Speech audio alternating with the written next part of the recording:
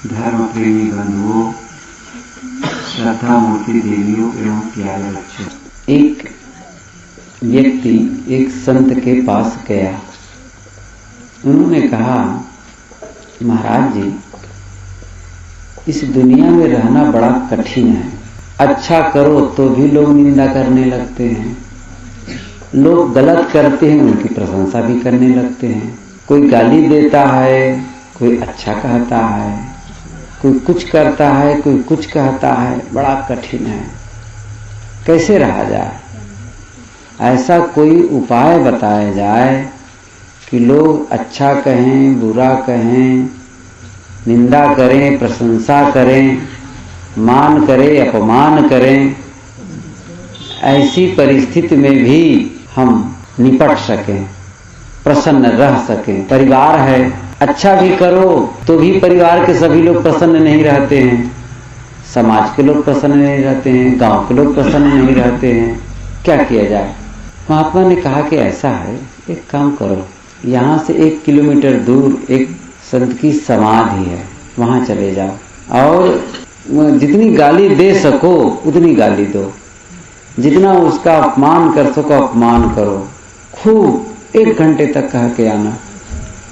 चला गया, समाधि के पास खड़ा हुआ और बस अपशब्दों की बौछार, तुम बदमाश थे, तुम मूर्ख थे, तुम वो थे, तुम वो थे, तुम चोर थे, ओह कहते कहते कहते कहते खूब गाली गुप्ता दिया।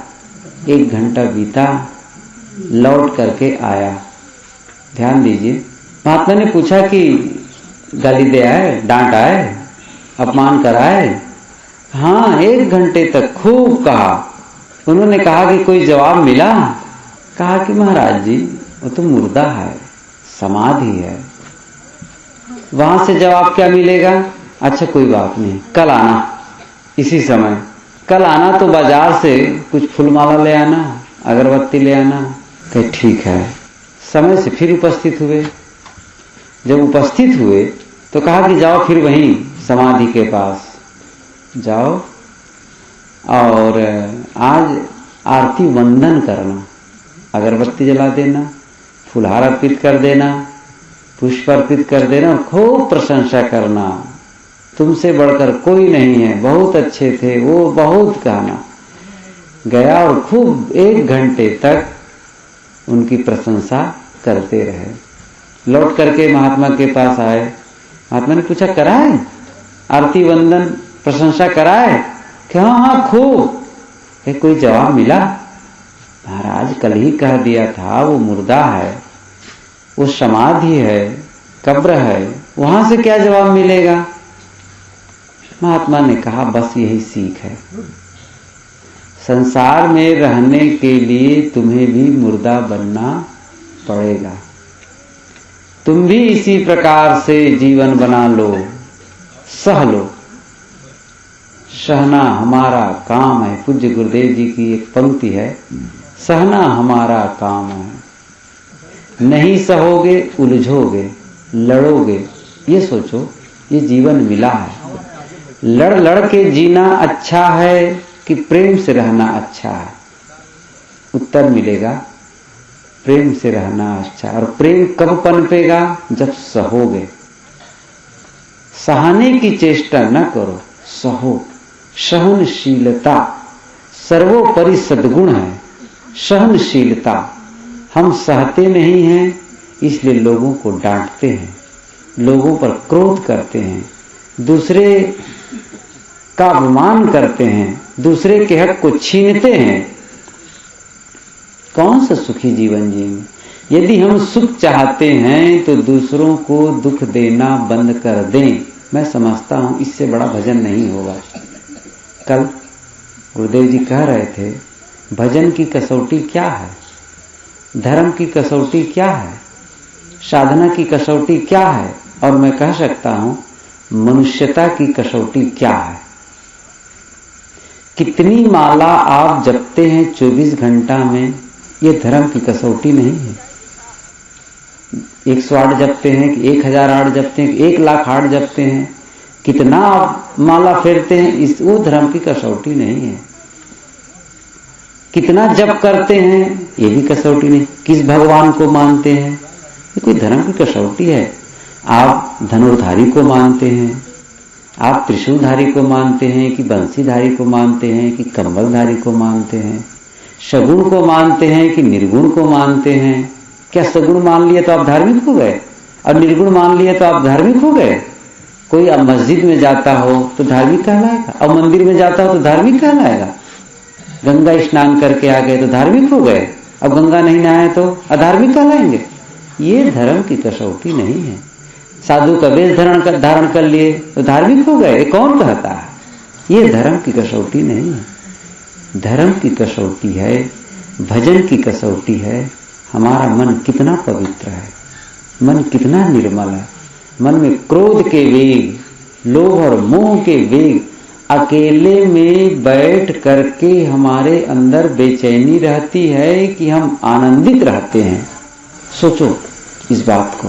धर्म के क्षेत्र में बाहर क्या होता है? एक परीक्षार्थी, एक परीक्षक।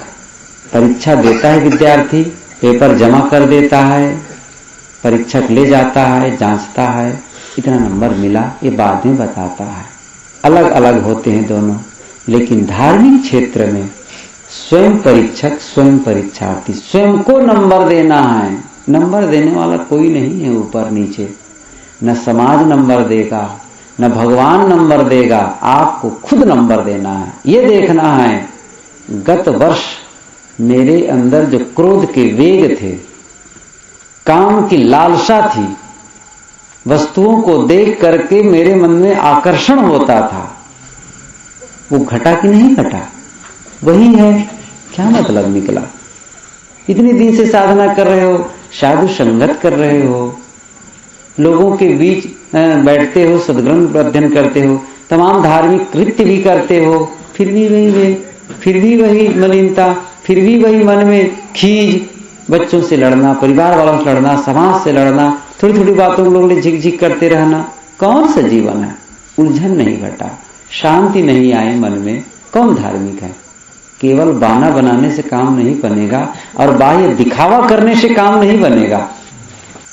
कुछ लोग मनोरंजन के लिए अपनाते हैं, लोगों को दिखाने के लिए अपनाते हैं, अपने को धार्मिक लोगों के बीच प्रदर्शित करने के लिए अपनाते हैं कि लोग, हम मंदिर जाएंगे, हम ये काम करेंगे तो हमें धार्मिक मानेंगे।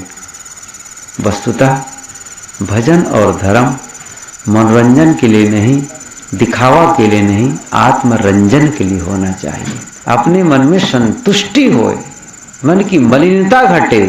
लोग न जाने आपको धार्मिक है, कोई जरूरी है?